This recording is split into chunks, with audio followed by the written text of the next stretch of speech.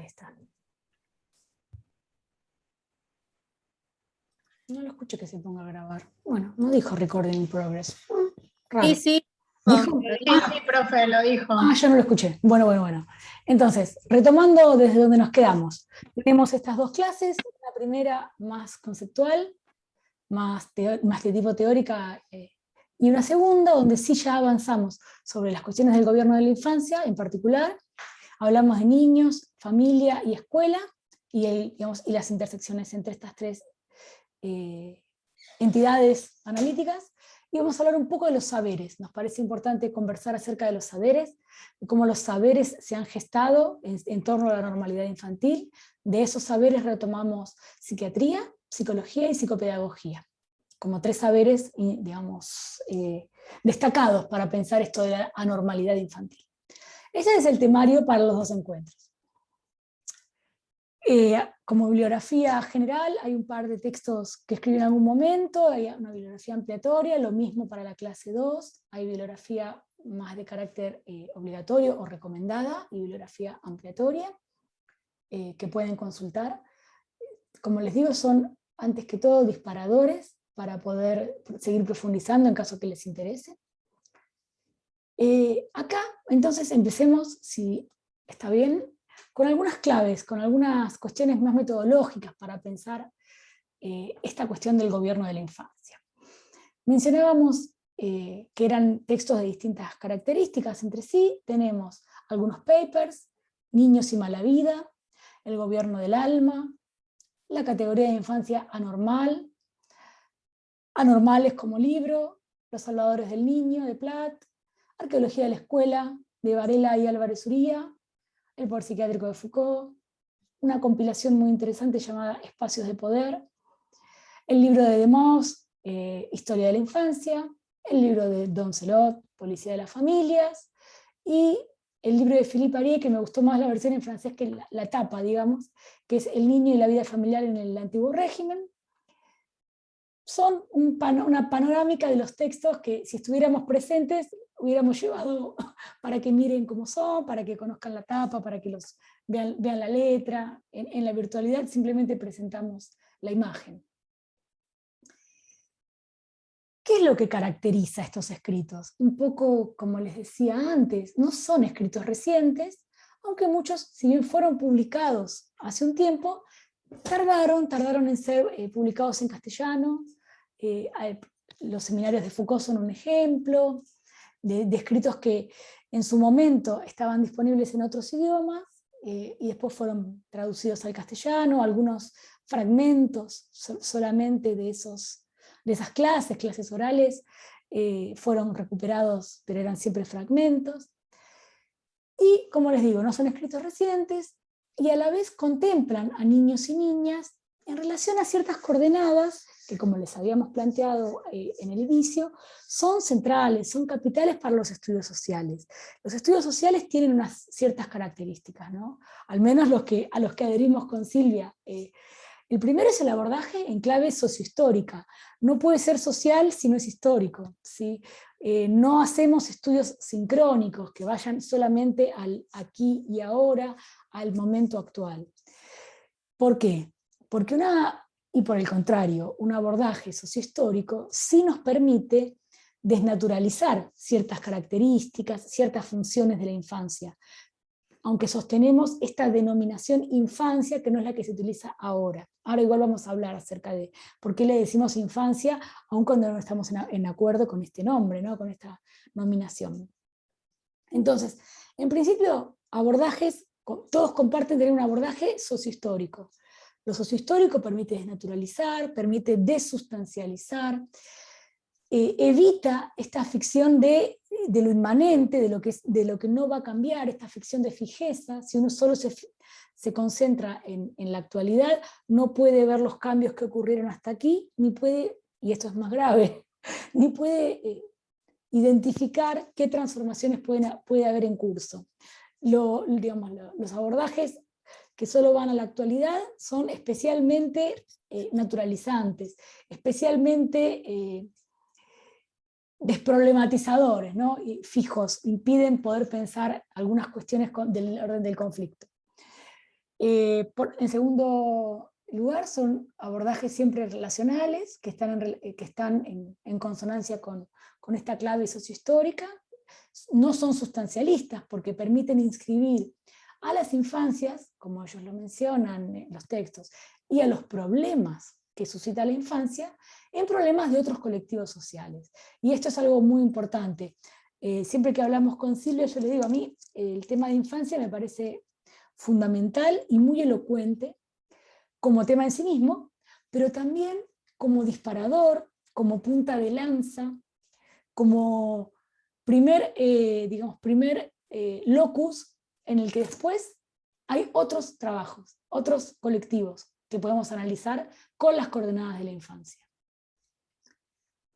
Y como último aspecto, además de la clave sociohistórica, además del abordaje relacional, son escritos que asumen la tensión, que asumen el conflicto, que no clausuran ni concluyen fenómenos, ¿sí? Ni dinámicas, ni procesos.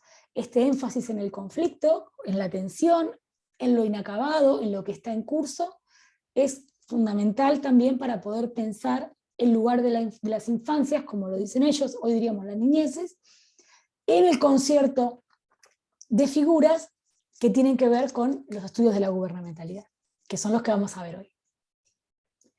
Como síntesis de todo lo mencionado, tenemos un cuarto aspecto que es súper fundamental, que es que todos estos estudios trabajan sobre fenómenos empíricos.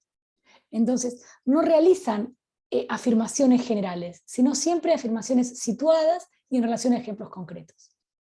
Estas 4 características son las que nosotras pensamos con Silvia como un sustrato en común con otras perspectivas, porque las perspectivas decoloniales también tienen esta lógica, porque muchos estudios feministas y de género tienen también esta lógica, ¿sí? Porque muchos estudios que tienen que ver con migraciones, que tienen que ver con otros colectivos, con otros segmentos de la población, con otros, podría decirse de una manera, fenómenos de estudio, también comparten esto. Entonces nos parece que es un sustrato en común para poner en consonancia, en relación, en vinculación a estos estudios con los otros que recién les mencioné. ¿Hasta acá cómo vamos?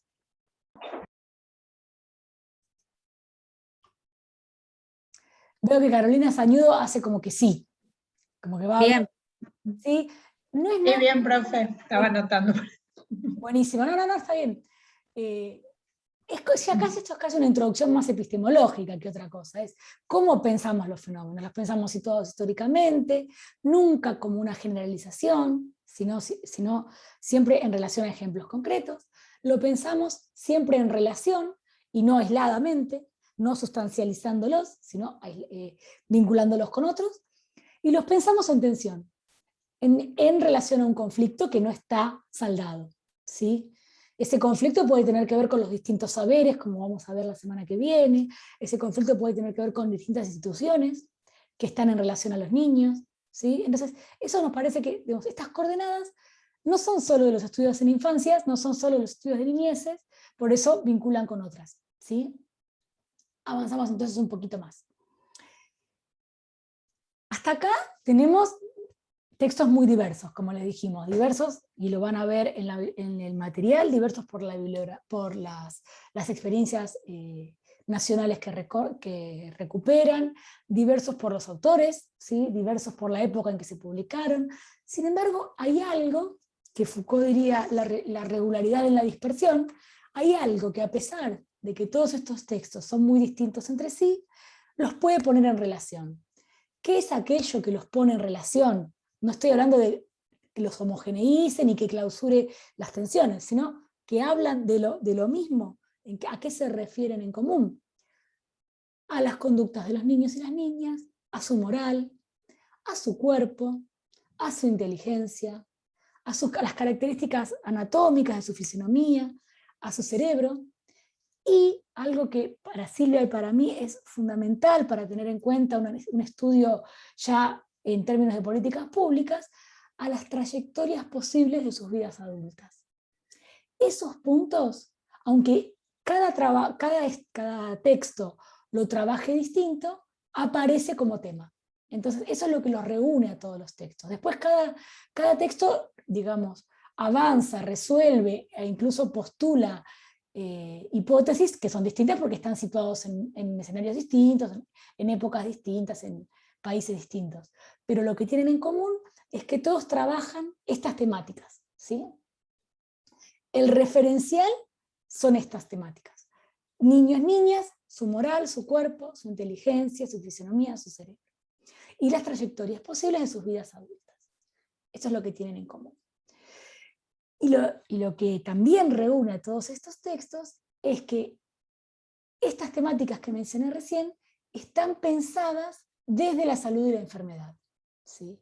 Entonces, el campo desde el cual se piensan todas estas cuestiones no son campos, uno podría decir filosóficos, no son campos económicos, sino que son primordialmente campos en los que se juega o se pone en juego la salud y la enfermedad de los niños y las niñas, ¿sí? Entonces, el paraguas para ponerlos en relación es un abordaje en salud y enfermedad y con todas estas características. ¿Seguimos bien o se va perdiendo algo? Ay, te estaba justo tomando café. Listo, ahí va. Gracias, Carolina. Son mi referencia en este momento. Igual otros pueden también participar, por favor, con todo gusto. Bien, entonces, si decimos que trabajaban estos temas, ¿no? De las trayectorias, del cuerpo, del cerebro, que lo hacían en clave de salud y enfermedad, ya tenemos como una extensión de lo que venimos diciendo, que estos discursos, estos enunciados que están en los textos, que han recuperado estos investigadores e investigadoras, nos hablan con estas lógicas de la normalidad y de la anormalidad de estos niños. No solo de la salud, sino también de la patología de estos niños. Piensan a los niños en esta clave. Y lo que planteábamos como una revisión general de estos trabajos es que en ese sustrato común van configurando una noción de infancia anormal, y acá mantengo esta denominación porque es así como ellos lo mencionan, infancia anormal, que es la que opera, y esto es lo que nos interesa, que opera como una capa discursiva y como un fundamento de verdad, inclusive actualmente.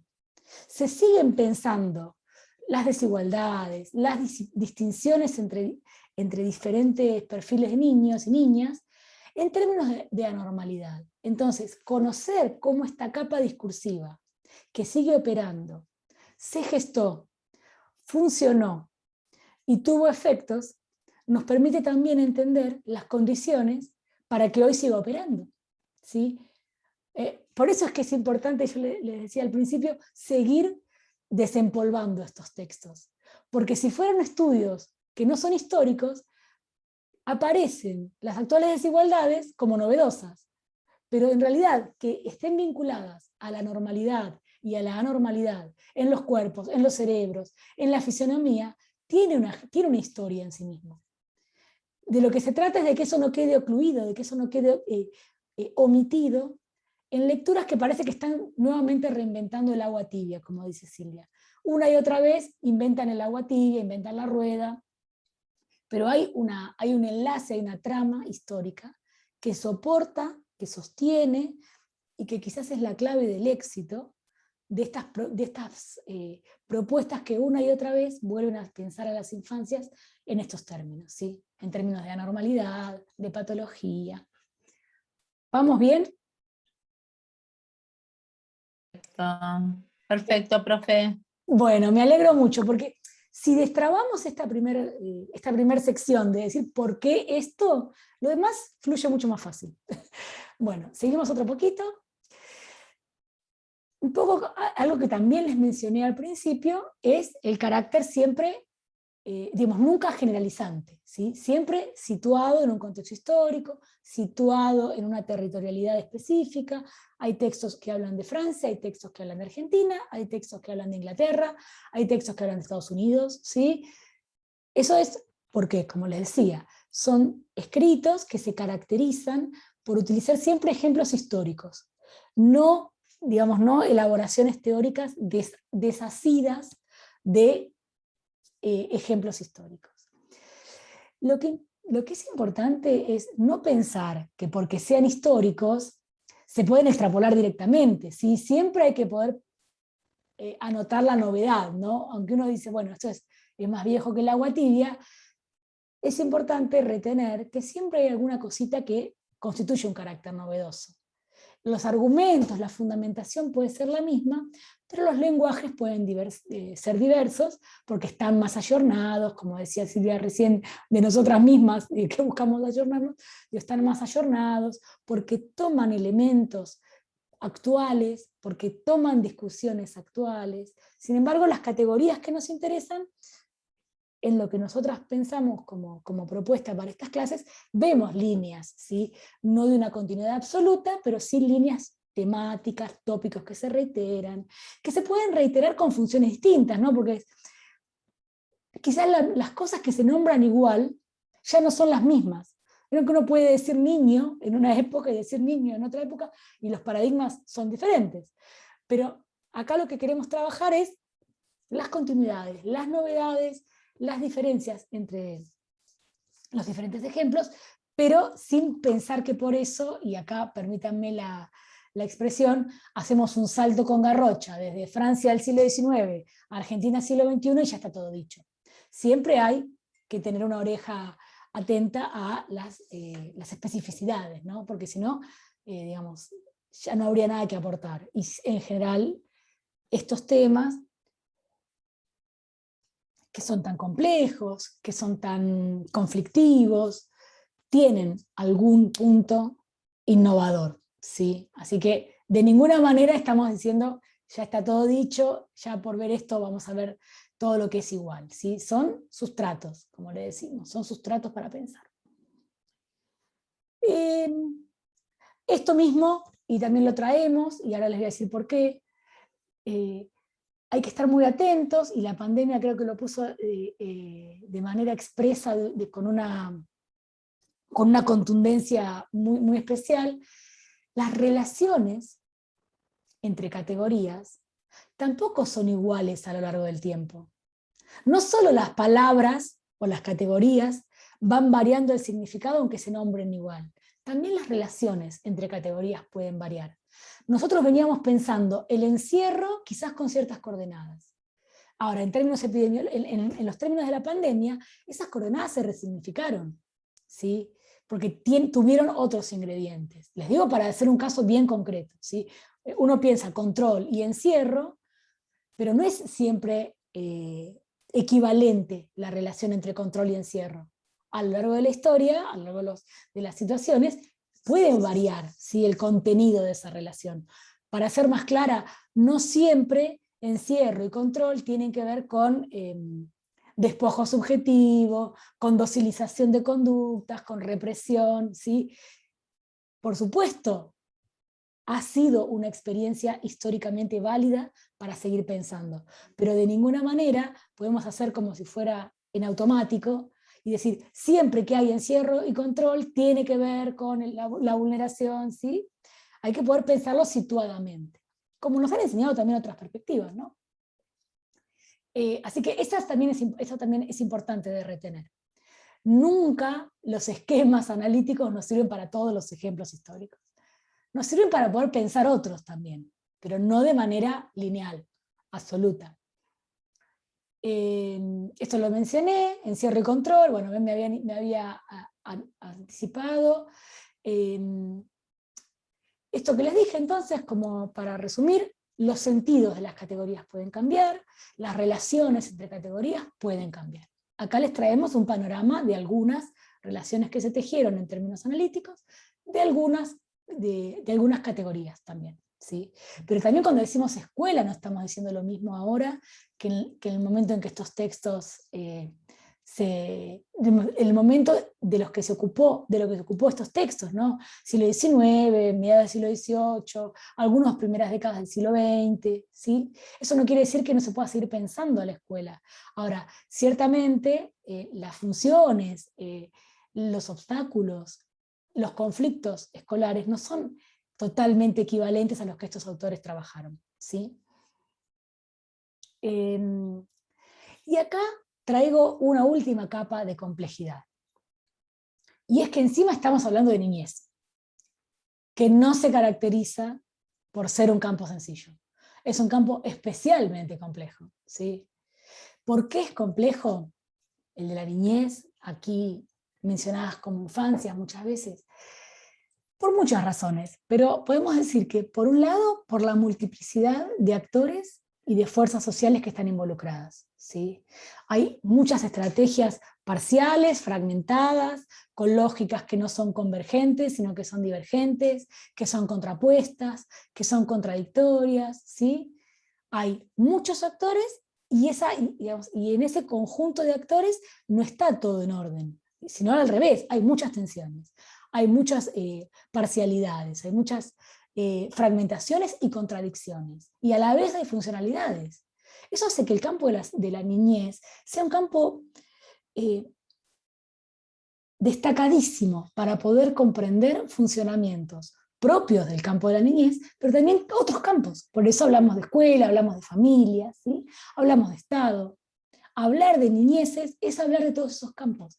Es generar una especie de efecto multiplicador que nos permite ingresar también a esos otros campos.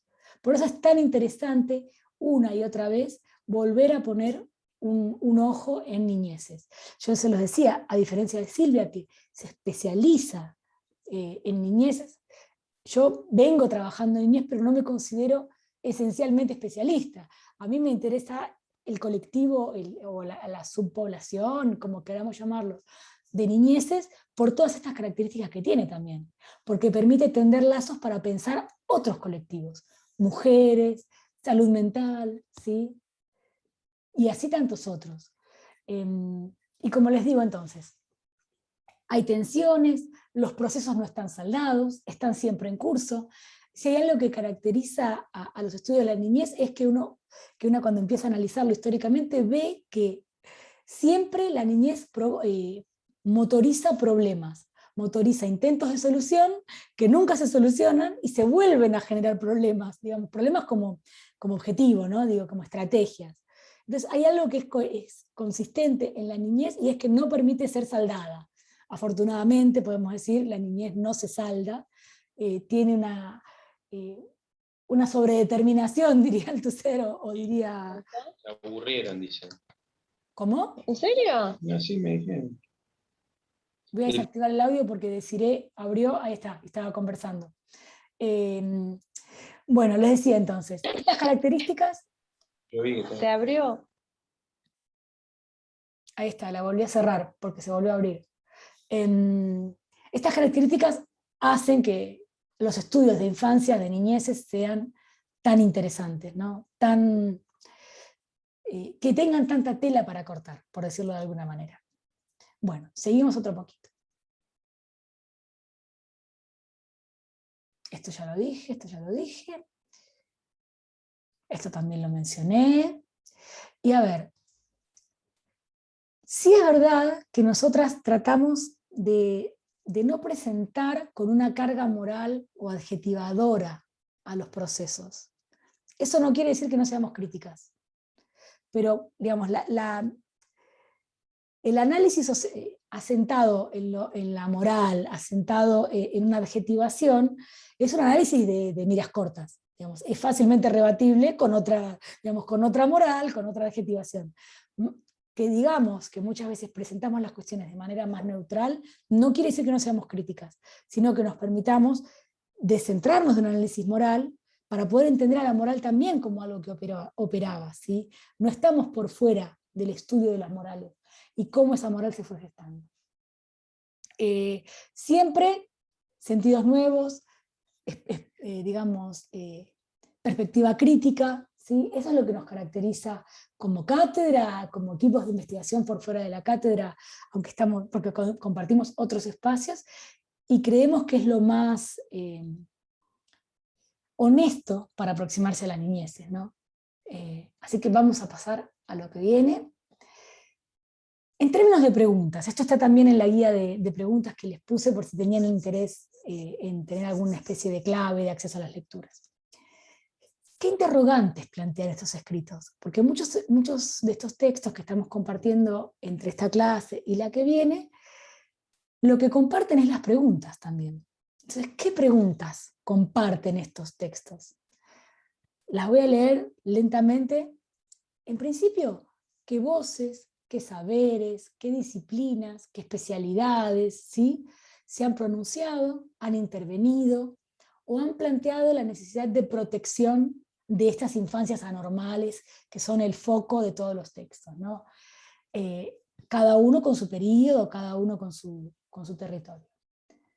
Entonces, ¿quiénes son? ¿Cuáles son estas disciplinas, estos saberes que se pronunciaron, que han dicho, que han planteado, tengo algo que decir de la infancia anormal? Vamos a conocer eso. Ahora, en continuidad, ¿qué características les han dado? ¿De qué características han dotado estos saberes a las infancias anormales? ¿Qué problemas han identificado que quedan encarnados en estos niños? O sea, ¿por qué las analizan? ¿Por qué son anormales? ¿Qué problemas traen al conjunto de la sociedad, al resto de las infancias, a las otras instituciones, a las familias, a las escuelas? ¿Qué las hace anormales a su criterio? En relación a que se hayan establecido como anormales, ¿qué objetivos han planteado para cesar con esta situación, ¿sí?, para resolver este problema? Eso es algo que también atraviesa todos los textos. Todos los textos recopilan intentos, estrategias, propuestas de resolución de la problemática de la infancia anormal. En continuidad, ¿qué prácticas han puesto a disposición para que estos objetivos sean llevados a cabo? ¿Qué instrumentos, qué herramientas, qué valores han desplegado para conjurar esta anormalidad de los niños, ¿sí? Y por último, como les decía, ¿qué ideas de futuro tienen respecto de estos niños? ¿Qué ideas de trayectoria han teorizado, han configurado? Y también, ¿cuán modificables son para estos saberes esas trayectorias? ¿Sí? Esto tiene que ver con la idea de los destinos, ¿no?, de estos niños, de las trayectorias. Tomemos un niño anormal y en su adultez, ¿qué será? ¿Sí? ¿Qué será? Tanto si sigue siendo anormal, si no recibe estas prácticas, si no es depositario de estos objetivos manifiestos, como si lo es. ¿Qué futuros se abren? La infancia es una instancia vital donde el futuro se juega por excelencia. Decimos, y lo digo un poco más adelante, pero se los voy anticipando, las infancias, las niñeces son pura potencia, y es lo más devastador que puede haber para cualquier estrategia de resolución de un problema. Que sean pura potencia los hace extremadamente inestables, extremadamente lábiles, digo, para lo que es los objetivos de cancelación de esas anormalidades. Sigo hasta acá la cuestión más metodológica, ¿sí? Metodológica, epistemológica. ¿Vamos bien? Yo voy a preguntarlo las veces que sea necesario porque confío en que si tienen alguna duda me la van a preguntar.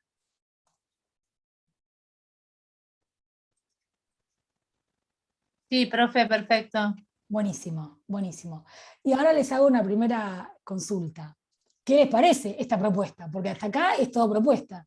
¿Les parece interesante? ¿Creen que puede servirles en sus profesiones, en su actividad profesional?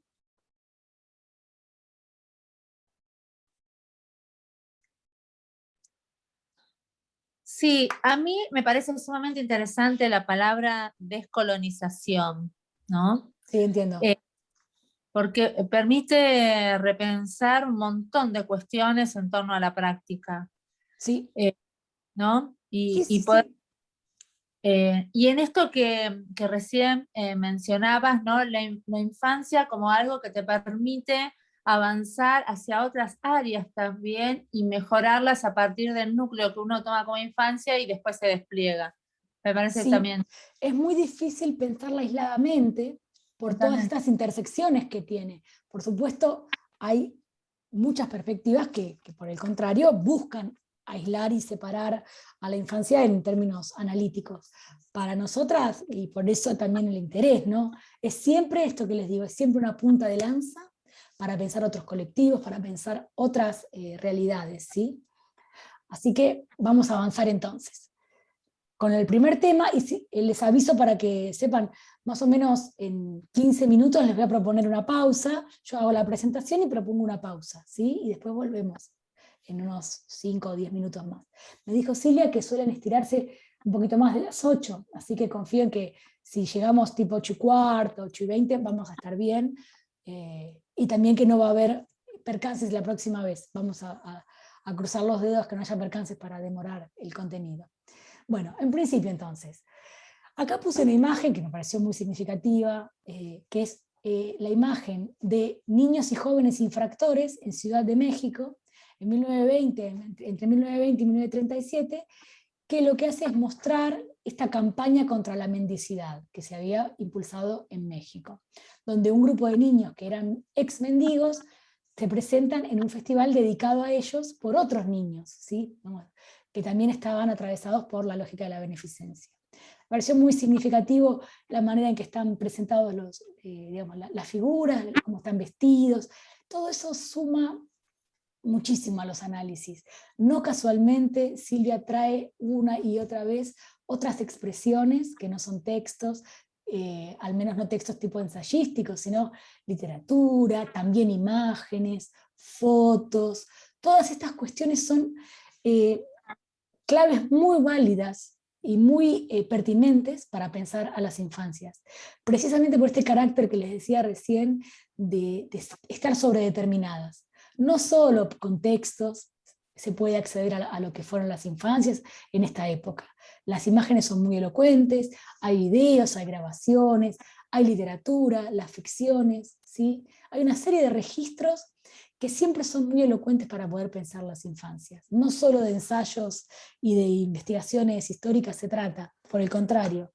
Y también en esa línea es que las invitamos y los invitamos y les invitamos a que de cara al trabajo final, igual ya lo van a hablar mejor con Silvia, puedan pensar en incorporar como fuentes, como matrices, como disparadores, también elementos que no sean exclusivamente textos, ¿sí? No solamente discursos escritos. Muchas veces hemos recibido en cortes anteriores videos que han armado, análisis que han hecho de pinturas, de programas de televisión. Digo, siempre es muy bienvenido y es extremadamente valioso que se animen a hacer ese salto de analizar quizás textos más convencionales a pensar en otras superficies de enunciados, ¿sí? Que sean con otros lenguajes, audiovisual, mismo fotográfico, ¿sí? Eso lo valoramos mucho con Silvia, así que adelante cuando vayamos de cara al trabajo final. Habiendo presentado, les digo lo siguiente. Vuelvo un poquito a lo que les conté. Nos interesa medicalización, nos interesa biopolítica, nos interesa gubernamentalidad, en tanto intersectan con infancia. No vamos a hacer una revisión de los conceptos en sí mismos ni de las perspectivas en sí mismos. Los vamos a poner en relación, como dice Bourdieu, los vamos a poner en relación en tanto intersectan con la noción de infancia y en algunos casos de niñez. Entonces, empecemos por el lado de medicalización, ¿sí? Dijimos medicalización, biopolítica y gubernamentalidad. Empecemos con medicalización. En línea con lo que venimos diciendo, la medicalización no es, o no la pensamos como un adjetivo, como algo que le pasa a un individuo. El médico medicalizó a tal chico, el psiquiatra está medicalizando, la docente tiene el discurso medicalizado, ¿sí? Las personas, digamos, pensar la medicalización como algo que le cabe a las personas no es muy sociológico. Digamos, al revés, es el obstáculo para un pensamiento sociológico. Nosotras pensamos a la medicalización, y como tantas otras cuestiones, como conceptos que designan procesos, no que son características de la personalidad de alguien, sino que designan procesos sociales, ¿sí? La medicalización es un proceso social en el que todos estamos, todos, todas, todes estamos insertos. No solamente aquellos que reciben una medicación, no solamente aquellos sobre quienes se formula un diagnóstico. como un ejemplo para que vean la comparativa. La urbanización como proceso, ¿sí? No tiene que ver solamente con las ciudades. También incide en quienes no viven en ciudades.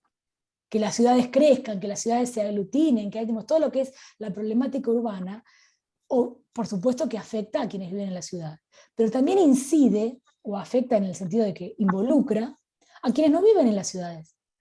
Lo mismo pasa con la medicalización. Si bien es muy difícil pensar que algunas personas no hayan tenido ningún tipo de intervención médica psiquiátrica, médica farmacológica en algún momento de su vida, sí es cierto que no es un proceso que alcance solamente a quienes están siendo medicados ahora.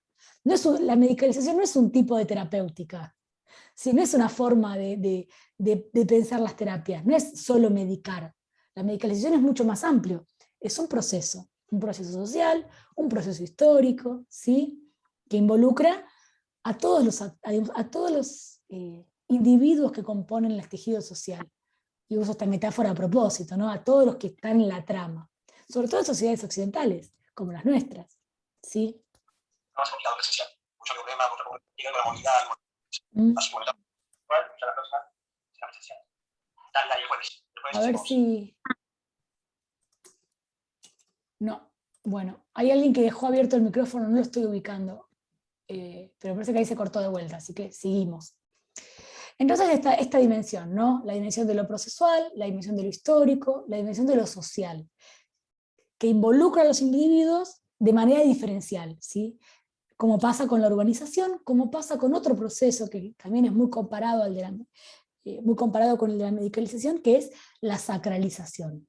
Si bien podemos decir que las sociedades han hecho, sobre todo las occidentales, avances hacia una laicización progresiva, hacia una desacralización, es cierto que también hay digamos, contratendencias internas donde sigue existiendo la religiosidad, se siguen incluso configurando, ¿cómo podríamos decirlo? Experiencias históricas de religión fuertemente. Entonces, nunca es completo el proceso y nunca, digamos, se puede generalizar, algo que ya veníamos diciendo, ¿sí? Así que acá tenemos un punto en común: no generalizar, no individualizar, no deshistorizar, no esencializar, no quitarle el carácter procesual, ¿sí? Si tuviéramos que pensarlo en términos muy sencillos, ¿qué es medicalizar? Uno podría decir, bueno, a ver, tengo este problema, tengo este fenómeno, tengo esta dinámica, tengo esta situación. ¿Cómo sé si esto está medicalizado o no? ¿No? Es como una primera aproximación. ¿Cómo sé si algo está medicalizado o no? Digo algo para no decir todo lo que ya dije, ¿no? Proceso, concepto, fenómeno, situación, dinámica. Bueno, pensémoslo como si lo pasáramos por un colador, por una trama nuevamente, ¿no? Por un colador. Y uno sacude el colador y si queda algo, digamos, analíticamente significativo, quiere decir que ese fenómeno está medicalizado, o que ese problema está medicalizado. Y se los cuento acá. Digamos entonces que un fenómeno, que un problema, que una situación, una dinámica puede estar medicalizada si es, y acá voy al gráfico, definido como un problema en términos médicos, si es descrito con un lenguaje en términos médicos, si es comprendido en un marco en términos médicos, y enfatizo el y/o porque puede pasar todo eso o solo algunas cosas, si es tratado con una intervención médica. Vean que estoy diciendo intervención médica, no farmacológica. Hay intervenciones que son médicas y que aún no siendo farmacológicas, tienen que ver con la medicalización. Piensen, por ejemplo, en salud mental, que son los temas que más trabajo yo. Todo lo que tiene que ver con las terapias cognitivo-conductuales no están primordialmente sostenidas en fármacos, como una terapia estrictamente farmacológica, y sin embargo podemos decir que ahí hay una medicalización en curso, porque hay una manera de concebir el problema, de describirlo, de comprenderlo y de tratarlo, que es en términos médicos, ¿sí? Yo trabajé en alguna época, en mis épocas de estudiante, que Silvia fue una de las primeras destinatarias de estas reflexiones. Trabajé en las cuestiones de bulimia y anorexia. analizando algunos dispositivos terapéuticos que eran primordialmente cognitivo-conductuales.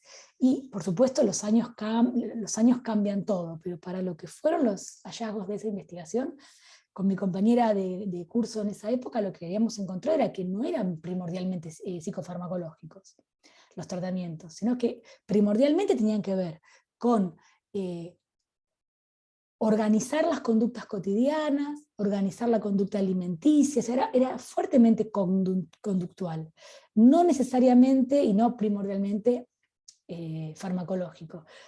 Había, a nuestro entender, una medicalización en curso ahí, de un proceso, pero no era farmacológico. Por eso les digo, ojo con reducir la complejidad de la medicalización, que es un proceso, que es histórico, que es social, a un tipo de terapéutica, y pensar que medicalizar es prescribir medicación, ¿sí? Porque eso sería una pérdida analítica.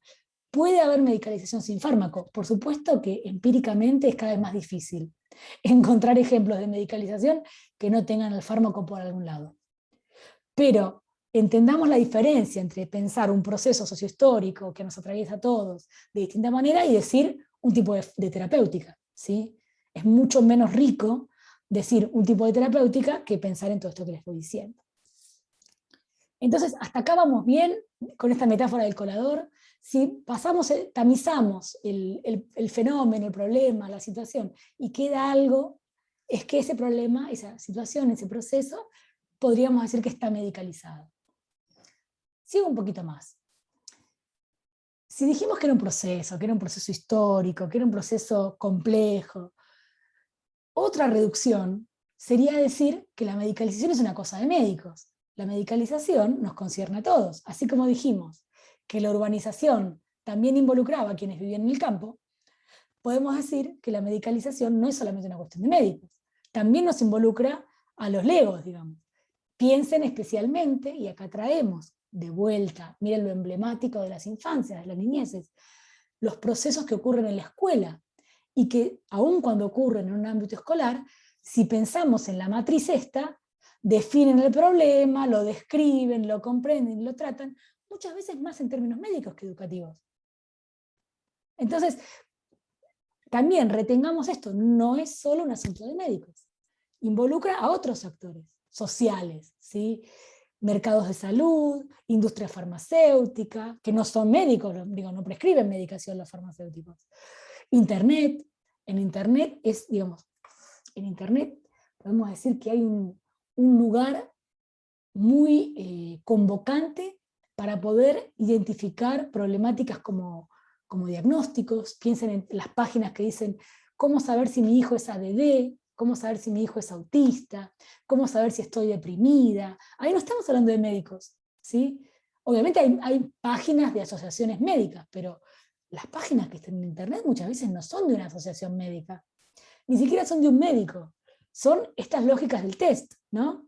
Entonces, de vuelta, no reduzcamos el fenómeno de la medicalización, la problemática de la medicalización, a una incumbencia profesional, a decir, es algo que hacen los médicos. No solo los médicos medicalizan. ¿Sí? Si entendemos por medicalizar, describir, tratar, intervenir, ¿sí? Lo que decíamos antes. Todo esto es algo que, en términos sociológicos, es fundamental para salir del sentido común. ¿Sí? Si uno piensa, o llegaron hoy, que yo no les hice la pregunta porque son muchas, y muchos, para no, digamos, desbaratar el Zoom, pero si ustedes llegaron hoy pensando que medicalizar era dar medicación, fíjense qué distinto, y que es una cosa que hacen los médicos, medicalizar es una cosa que hacen los médicos, fíjense cómo en el sentido común se había reducido la complejidad y por lo tanto la potencialidad analítica de esta perspectiva, y había quedado, como les digo, achicada a decir eso que hacen los médicos cuando dan medicación. Y medicalizar es muchísimo más, porque como les digo, medicalizan las docentes, medicalizan las madres, se medicaliza uno a sí mismo cuando entiende que lo que le está pasando es inteligible, es comprensible en términos médicos. ¿Sí? Muy distinto es decir estoy triste que estoy depresiva. Muy distinto es decir estoy cansada que decir tengo, no sé, ¿cómo se llama? no me sale ahora el diagnóstico, tengo estrés o tengo burnout, ¿sí? Hay un paso analítico distinto para pensarse a uno mismo también, porque si no parece que es algo que siempre viene de afuera. Y esto de que se me hace inteligible lo que tengo, por ejemplo, entonces lo que tengo es síndrome premenstrual. No es que nada más me duele antes de que me venga, o me pongo un poco triste antes de que me venga. Tengo disforia premenstrual. ¿Sí? Estas cuestiones, también hay que poder pensarlas como algo propio, ¿sí? También, esto no lo doy yo en esta clase, lo comparto por ahí en otras materias, porque el diagnóstico, y ya con esto vamos a hacer la pausa, pero quiero planteárselo, el diagnóstico es performativo. El diagnóstico crea realidad. Asumirse como depresivo configura también un tipo de subjetividad. ¿Sí? Asumirse o aceptar, pero no lo digo pasivamente, sino encontrar como válido, como fundamento de verdad, decir esto, ¿no? Disforia premenstrual, tiene que ver con la manera de pensar el sí mismo, el yo. Seguramente hay muchas psicólogas y psicólogos y psicólogas acá en la sala, lo pueden saber ustedes con mucho más robustez analítica de lo que lo puedo decir yo, que soy socióloga y que no hago clínica, pero que el diagnóstico es performativo, creo que está claro hace tiempo ya. Entonces, por eso digo, tan importante dejar de entender que la medicalización es algo coercitivo que nos incorporan desde afuera, y tratar de entender que hay una dimensión de la medicalización que es autorreferenciada, por decirlo de alguna manera. ¿Sí? Los diagnósticos queda muy claro eso, el tema de los diagnósticos, y sobre todo en salud mental, y sobre todo en salud mental infantil. Piensen en el carácter performativo de un diagnóstico en salud mental infantil. Que a un niño le digan que lo que tiene no es que es revoltoso, sino que es ADD. Que lo que tiene no es que esté triste, sino que tiene bipolaridad infantil. ¿Sí? O que esté triste a veces y a veces muy contento. Digo, repensar las propias acciones, las propias características de la personalidad a la luz de un diagnóstico tiene hondos efectos en la subjetivación, y sobre todo en los niños y niñas. Y no hace falta que se los diga yo, eso lo saben ustedes. Y no solamente quienes son psicólogas, psicólogos, psicólogos, también los que trabajan, porque sabemos que esta maestría tiene un perfil profesionalista muy fuerte, que es algo que valoramos muchísimo. También quienes trabajan desde otras disciplinas, trabajadores sociales, peritos, ¿sí? De distinto tipo, que trabajan con niños, niñas y adolescentes. ¿Sí? Entonces, eso también es importante de retener. Antes de hacer la pausa, les pregunto si quedó alguna cuestión pendiente, tanto como duda como comentario. Hasta acá, ¿qué les parece? Yo que trabajo en ámbito educativo, Sí. siempre nos preguntamos, ¿y el diagnóstico para qué? ¿No? Y esto también, yo ocupo un lugar supervisivo, pero cuando se arma la mesa de inclusión, que tiene que ver con el análisis de trayectorias educativas, donde solicitan propuestas pedagógicas de inclusión con la Escuela de Educación Especial, tratamos de deconstruir un montón de cuestiones que aparecen, ¿no? En esto que decías, el diagnóstico como performativo, ¿no? Como aquello que de alguna manera nos permite anclar en algo, parecería. Por eso dije ¿no? performativo y no dije coercitivo meramente, porque también hay un vaivén. El diagnóstico también es incidido por quienes lo portan en algún momento. ¿Sí? No es que está, a pesar de que hay una tendencia muy fuerte a entender el diagnóstico como algo fijo, quienes tratamos de estudiar los diagnósticos desde una perspectiva más sociológica, vemos que en realidad la relación de cada individuo con el diagnóstico es sumamente variable, no es para nada fija. Lo que no quiere decir que sea armónica o que no sea conflictiva, ¿sí? Lo que no es fija, no es fija. Hay momentos en los que se asume el diagnóstico por ciertos rasgos, momentos en los que se incorpora en relación a otros.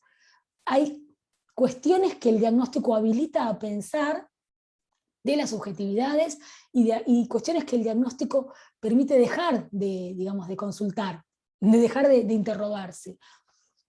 Es sumamente dinámica la relación de los sujetos con los diagnósticos, y sobre todo en las infancias. Así que coincido con lo que vos decís, Susana. Hay que poder pensarlo en esa dimensión estratégica también al diagnóstico, dinámica, fluida.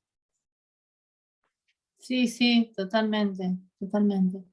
Sobre Incluso todo para quienes hacen clínica, ¿no? Que son quienes tienen en ciertas circunstancias la disyuntiva o la tensión de decir, bueno, ¿qué efecto tiene que yo señale este diagnóstico, que yo indique, que mencione, que pienso sobre todo, que ya me la veo venir, de los certificados de discapacidad? Si estás pensando en eso, Susana, probablemente.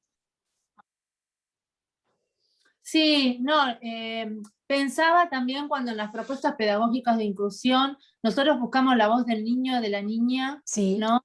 En esa trayectoria educativa, ¿no? Y no aparece nunca. Nadie le pregunta a ese niño cómo se siente en relación a todo eso que está pasando, ¿no? Tal cual, te Y entiendo de perfecto.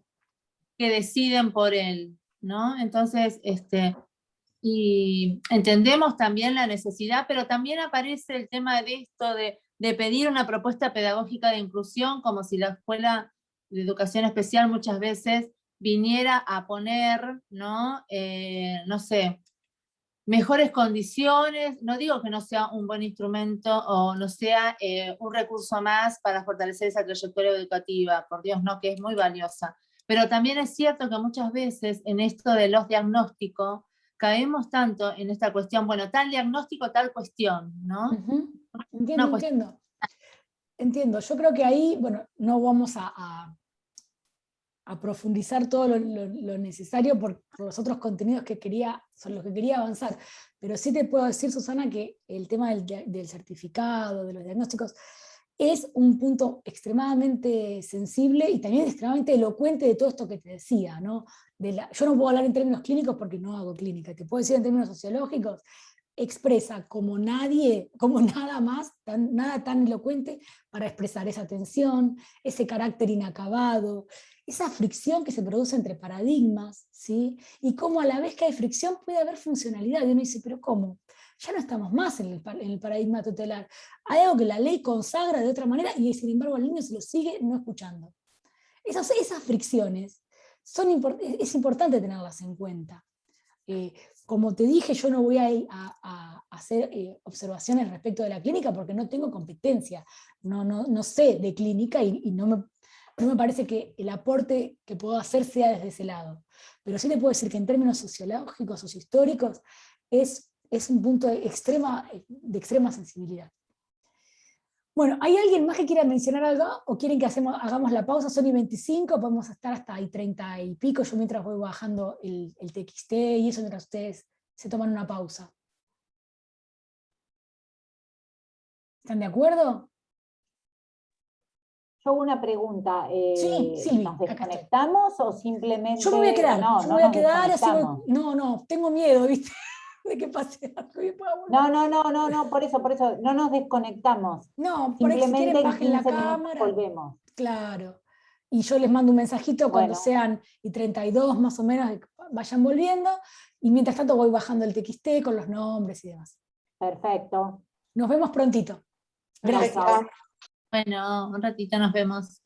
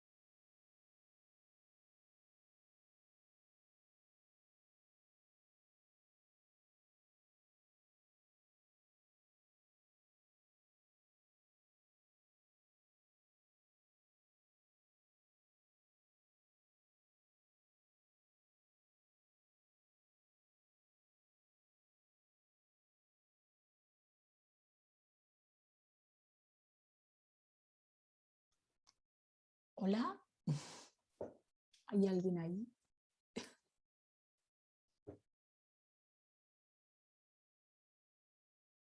¿Hay alguien ahí? Susana, sí. Hola, sí, ¿Qué tal, Susana? ¿Cómo estás? Verónica, y veo que habría sí, sí, también. estamos. Buenísimo. Estamos, Bueno, nuevamente, si tienen alguna consulta, duda, comentario para que retomemos.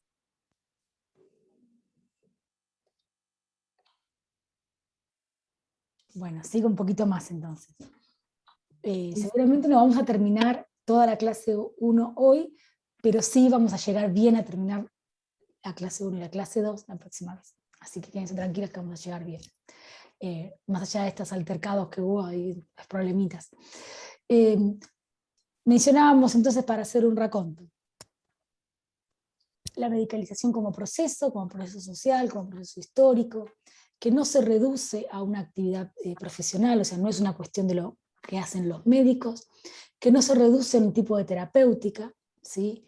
No es aquello que te dan cuando te dan un medicamento, que no se reduce a una persona, las sociedades están con cierto grado de medicalización, no las personas, ¿sí? Porque la medicalización tiene que ver con, como decíamos en el grafiquito, con una matriz de inteligibilidad, con una forma de darle fundamento a una situación, de entenderla, cómo se entiende lo que está pasando ahí, cómo se entiende ese fenómeno, esa dinámica, con las coordenadas de lo médico, ¿sí? Eso es la medicalización desde los estudios sociales, ¿sí? Desde la sociología.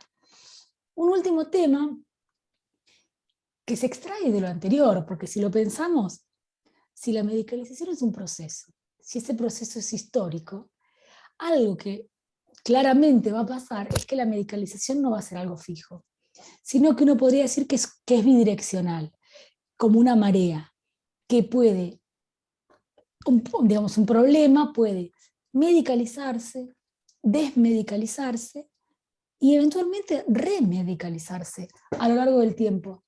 Piensen, hay pocos ejemplos empíricos, históricos, de desmedicalización, pero uno es el que tiene que ver con niñeces, que es la masturbación infantil, el onanismo infantil. Hay en los textos de Foucault, incluso de los de Lancelot también, hay registros y hay estudios históricos acerca de lo que fueron las campañas antimasturbatorias, que es algo que vamos a ver la semana que viene. Porque la masturbación era entendida como una enfermedad mortal, por supuesto. Es una enfermedad mortal.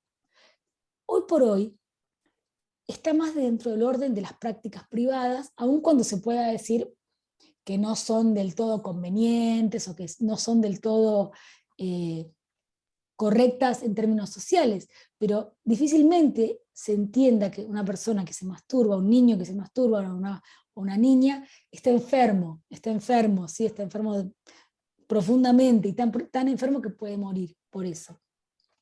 Por supuesto, siempre vamos a encontrar algún contraejemplo, pero me estoy refiriendo en términos generales. Lo importante es esta cuestión, ¿no? De poder identificar que un mismo fenómeno, a lo largo del tiempo, puede medicalizarse, desmedicalizarse y remedicalizarse.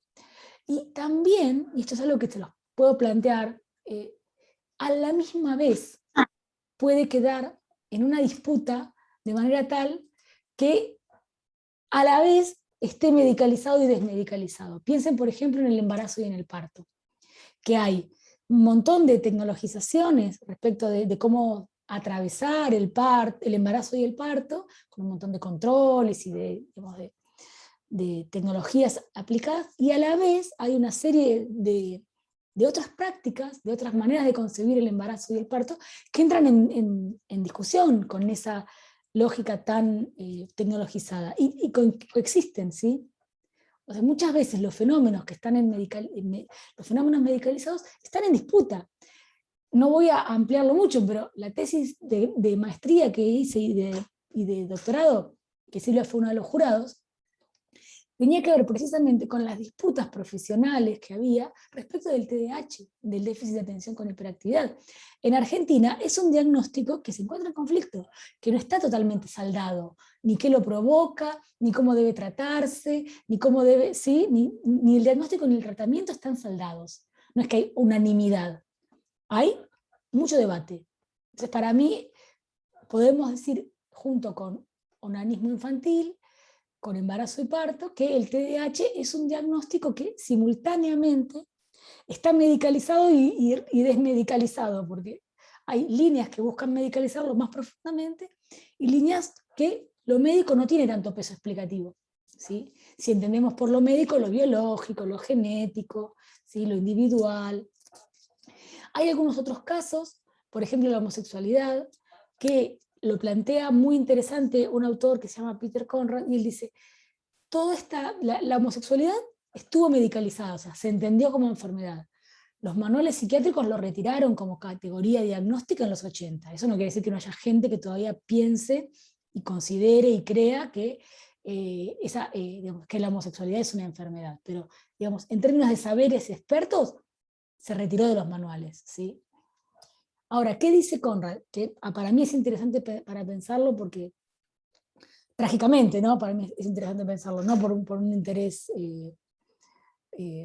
bobo. Hay muchas iniciativas genéticas, neurogenéticas, que buscan, por ejemplo, encontrar el gen de la timidez, encontrar el gen de el gen de la vergüenza, el gen de... piensen en características, el gen de la tristeza. Bueno, hay también iniciativas que dicen que están buscando el gen de la homosexualidad. Entonces, en esa lectura donde lo genético vuelve a tener explicación, vuelve a tener peso explicativo, Conrad ve una incipiente remedicalización de la homosexualidad. Entonces, siempre importante situar entonces los fenómenos en su historia, para entender lo que lo llevó a medicalizarse, desmedicalizarse, y ver potencialmente una remedicalización, y también para ver cómo esas lecturas, esos fundamentos de verdad, porque finalmente se trata de eso, sobre todo con saberes científicos, cómo esos fundamentos de verdad entran en colisión con otros fundamentos de verdad. ¿Sí? En el mismo momento, ni siquiera a lo largo de la historia. Por eso son muy interesantes las cuestiones de salud y de salud mental para pensar la infancia. Porque ¿qué más en la historia que un niño, que una niña? ¿Qué más vinculado a esto que les decía, esa potencialidad, a ese futuro? Sigo otro poquito. Voy a acortar un poco la explicación, pero como para que lleguemos bien hoy. Empezamos hablando de medicalización e infancia, dijimos que íbamos a hablar de biopolítica e infancia.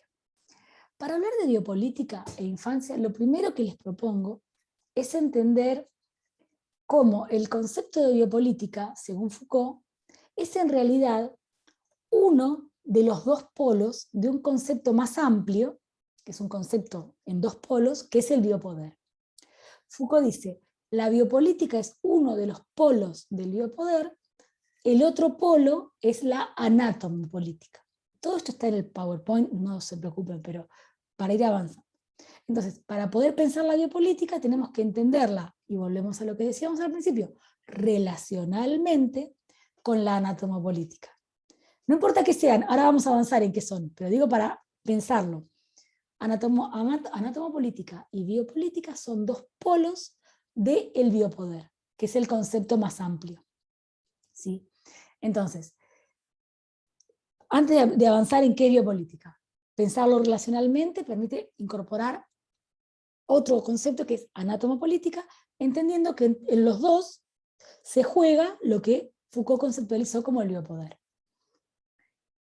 Algo que para mí hay que tener en cuenta, porque es lo que nos va prendiendo las alarmas, lo que nos va marcando que vamos por un camino ya conocido, es que todo lo que tiene que ver con la biopolítica, con la anatomopolítica y con el biopoder en consecuencia, está relacionado con la normalización de la sociedad. Ya eso es un primer mojón que dijimos, bien, porque infancia, en las cuestiones de infancia, en las cuestiones de niñez, también se juega la idea de normalidad, la idea de anormalidad y la idea de patológico, que ya vimos que con medicalización también se jugaba.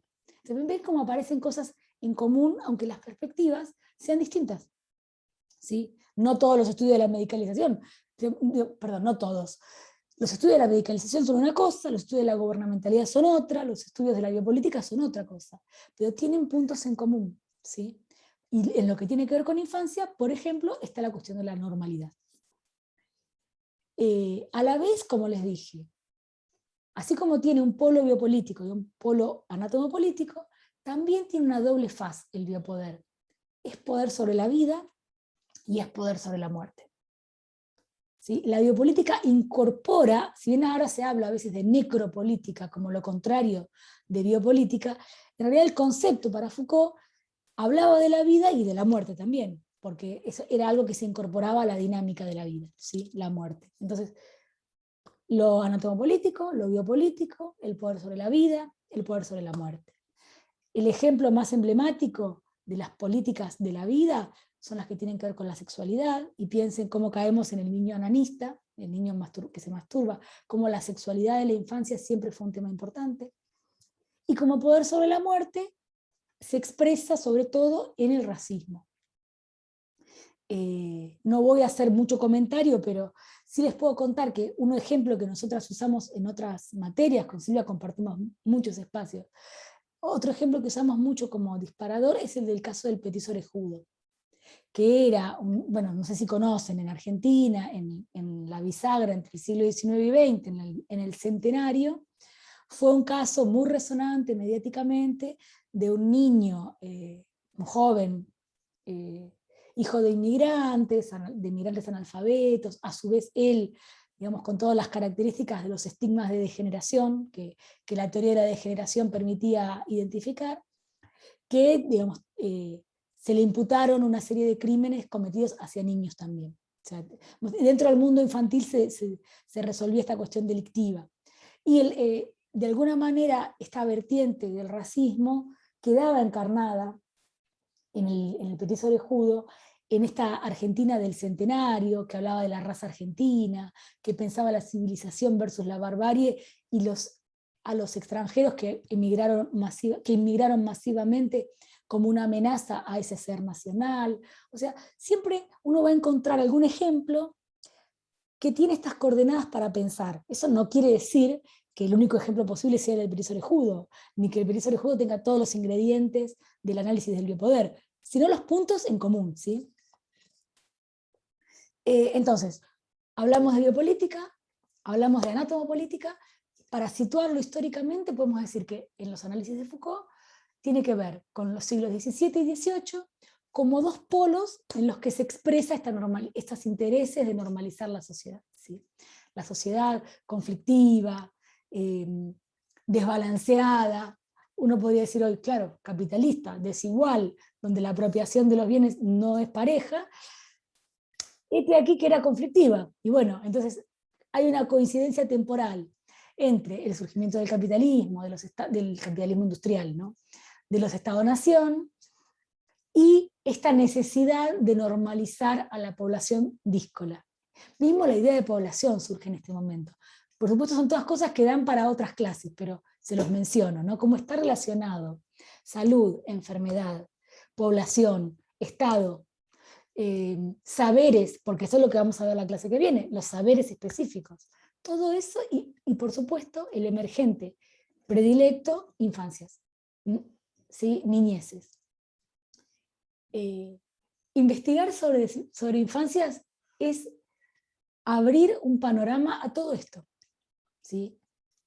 Sigo un poquito más. Voy a pasar estos de acá y les voy a dejar, para que lo miren tranquilos y tranquilas en su casa, algunas características, ¿sí? De la anatomopolítica que describió Foucault y de la biopolítica que también describió Foucault.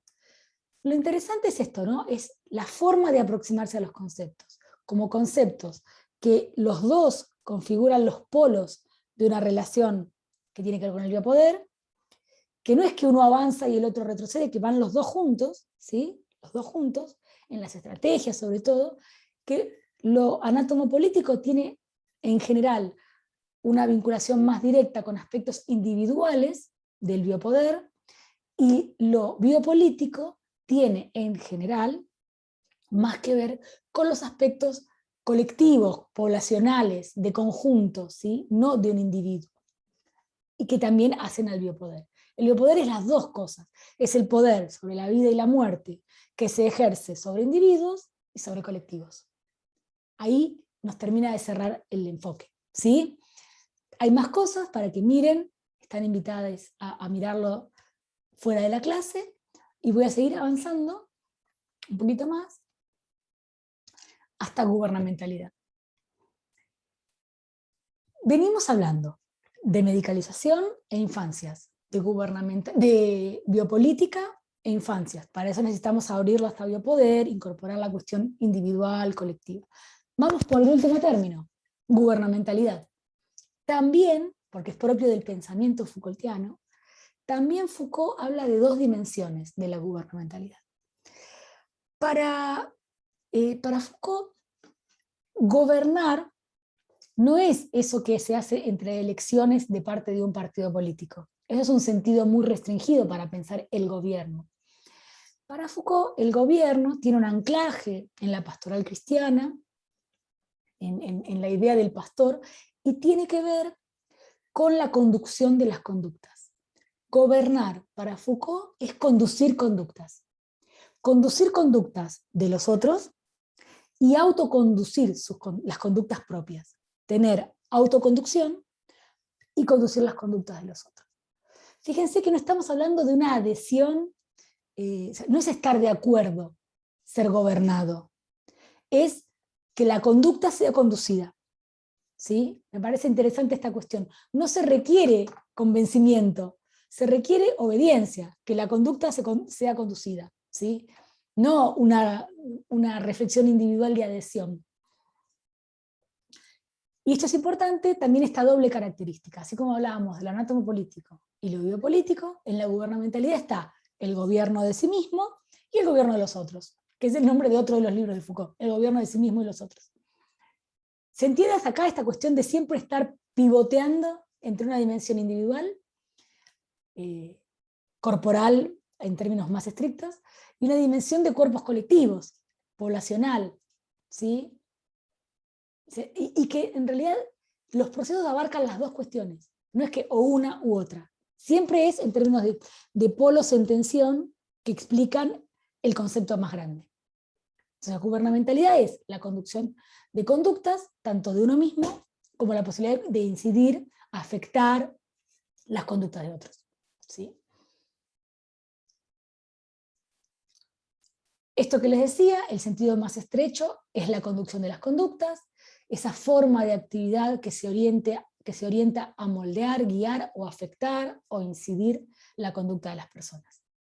Y el sentido amplio, que también lo desarrolla Foucault en otros textos, tiene que ver con este gobierno, no como lo que ejerce un partido político entre una elección y otra, de ninguna manera, eso es muy restrictivo, sino como la actividad que concierne a la relación que tiene el yo consigo mismo, a la relación interpersonal de tipo privada que hay entre las personas, que pueden tener que ver con control, con guía, distintas características, afectivas también, como también las relaciones de los individuos, con instituciones sociales, con comunidades, y también las relaciones que tienen ya sí que ver con la soberanía política, es decir, las relaciones que diferencian un Estado del otro, que marcan los territorios, que permiten pensar las autonomías o las dependencias, ¿sí? Hay varios niveles para pensar el gobierno.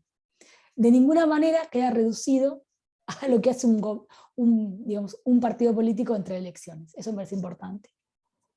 Como veníamos hablando de que la medicalización no es eso que te dan los doctores cuando te hacen una receta, bueno, el gobierno no es eso que hacen los partidos políticos entre una elección y otra. ¿Vamos bien hasta acá? Sí, perfecto, profe. Bueno, vieron cómo no se trataba tanto de describir exhaustivamente cada concepto, sino de poder pensarlo en relación a lo que nos va a aportar para la infancia, para entender las infancias, las niñeces, y también es esa cosa panorámica, es decir, no hay que ser experto, sino entender la manera en que se organizan los conceptos, la manera en que se piensan las relaciones entre conceptos, todo lo que les decía al principio, ¿sí? Parece que nos alejamos de ese primer comentario, pero estamos dando vueltas sobre esas cuestiones todo el tiempo. Avancemos entonces. ¿Cuál es, pues, la relación entre biopolítica medicalización, gubernamentalidad e infancia, ya que venimos hablando de todo esto. Tiramos de cada hilito, de cada globo, de esos conjuntos que intersectaban, bueno, pongámosle el moño ahora, digamos qué tiene que ver con infancias, ya que está en una maestría que tiene que ver con esos temas. Problemáticas sociales, digo, ¿para qué ponen una socióloga a hablar de infancia si no es para este momento? ¿No? Es un chiste. Según Foucault, y muchos continuadores de su lógica de pensamiento, biopolítica, que es uno de los que hablamos, y gubernamentalidad forman parte de un dispositivo que desde mediados del siglo XVII tiene a la población como objeto de saber y como blanco de poder directo, y a la infancia, y esto miren cómo parece que nos estábamos alejando, pero estamos ahí también, a la infancia como el grupo social más intensamente gobernado, y como el ejemplo más emblemático de las estrategias de control, de normalización de individuos y poblaciones. Fíjense cómo en este compacto párrafo caen todas las características que venimos describiendo hasta acá, de todos los conceptos. ¿Sí? Ahora lo vamos a hablar, ahora y en la próxima clase. Hay un pensador, un continuador de las temáticas que trabajó Foucault, que se llama Nicolas Rose, y él dice, tal cual, y vamos a volver sobre esto, que la infancia es el grupo social más intensamente gobernado. ¿Cómo no prestarle un ojo, darle interés, digamos, que nos genere interés la perspectiva de la gubernamentalidad? Si los propios autores que trabajan estos temas, y trabajan los temas de la gubernamentalidad para muy distintas cosas, ¿sí? La gubernamentalidad no solo ha investigado sobre la infancia, también investigó sobre un montón de otras cuestiones, pero sin embargo, como la infancia es ese reducto específico, es ese lugar dilecto, es esa porción de la sociedad más intensamente gobernada. Vamos bien, podríamos decir, si pensamos a la infancia junto con la gubernamentalidad. Y si nos vamos un poquito lateral, para no pensar solamente en el Estado, porque no es que se trata solamente del Estado el que conduce, eso ya lo vimos, no es una cuestión macro solamente, tiene que ver con las relaciones interpersonales, tiene que ver con las relaciones con uno mismo, no es solo el Estado el que gobierna. En el marco entonces de estas estrategias que se han suscitado en relación a la infancia, en términos históricos y desde mediados del siglo XVIII, ciertos saberes, y ahí citamos medicina, psiquiatría y psicología, y las tecnologías e instrumentos que aplicaron estos saberes han jugado un rol crucial en la medicalización de la infancia. ¿Ven cómo aparece como proceso el tercer término que nos faltaba? Podemos ahora ir avanzando en por qué dijimos, como un postulado, que biopolítica, gubernamentalidad y medicalización intersectaban de una manera muy específica en relación a la niñez, en relación a las infancias. Quizá lo tengan que volver a leer, quizá lo volvamos a conversar, pero esta primera tanda creo que está bastante... nos dedicamos tranquilos, tranquilas, a ir avanzando término por término, vínculo por vínculo. ¿Vamos bien? Susana, te espero a vos, que sos la que siempre me contesta. Acá alguien más me contestó. Carla, muchas gracias. Sí, vamos bien. Buenísimo. Gracias, Alejandra.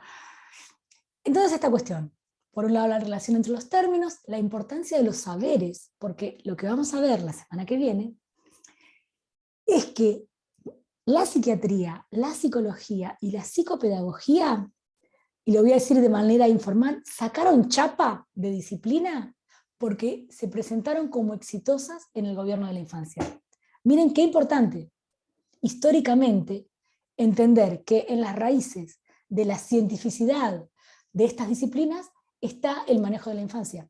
No lo digo el manejo como un teje y maneje, sino el gobierno, la conducción de conductas, vinculada a la normalización, vinculada a salud y enfermedad, que son los temas que nos vienen interesando para pensar las infancias. ¿Sí?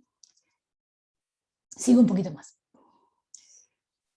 Entonces, en esta configuración de saberes, que son siempre poderes, porque si hay algo que caracteriza el pensamiento de Foucault es que saber y poder son dos dimensiones que junto con verdad hay que pensar siempre juntas. No se puede pensar al saber sin consecuencias en términos de poder, o sin una posibilidad de ejercer un poder. Inversamente, esa idea de que el poder no sabe y se ejerce porque es bruto, para Foucault nada más alejado. Para ejercer el poder es necesario conocer. Piensen en conocer a los gobernados, es necesario conocer a esta infancia, es necesario saber acerca de ella, para diseñar las estrategias más efectivas, para alejarla de la anormalidad, para alejarla de los vicios, para alejarla de la deserción escolar, ¿sí? Para alejarla de la sexualidad inmanejable. Piensen en todas estas cuestiones, ¿no? Como saber y poder en Foucault van siempre de la mano, y siempre están con verdad, porque si hablamos de saberes, digamos, los saberes son el fundamento último de una verdad, en este caso una verdad científica. De las múltiples estrategias enfocadas en la infancia, este pensador, Nicolas Ross, dice que hay algunas que eran especialmente relevantes, ¿sí? Y no, miren cómo volvemos una y otra vez a los mismos puntos. Las que tienen que ver con su salud, con su bienestar y con su crianza. Son especialmente relevantes porque tienen que ver con el destino de la nación, con la responsabilidad del Estado. Velar por infancias saludables, con bienestar, bien criadas, son responsabilidades del Estado, ¿sí? Y hacen al destino de la nación. Piensen sobre todo, ahora quizás queda un poco desdibujada esa idea, pero piensen sobre todo en las épocas en las que se conformaron los Estados-nación europeos y se jugaba todo el tiempo la cuestión de las fronteras y las invasiones para ganar territorio o cederlo, ¿sí? Esto me parece que es un primer enfoque, pero podemos repensarlo en la actualidad. Es cuestión de ponérselo a reflexión. Por todo esto, entonces, en el próximo encuentro vamos a avanzar sobre el gobierno de las infancias o las niñeces a partir de ciertos saberes, ¿sí? Miren cómo estoy, me siento feliz, llegué bien a tiempo, pero sí les voy a pedir que nos dediquemos 5, 10 minutos a intercambiar percepciones, opiniones, consideraciones, dudas, consultas, observaciones, comentarios.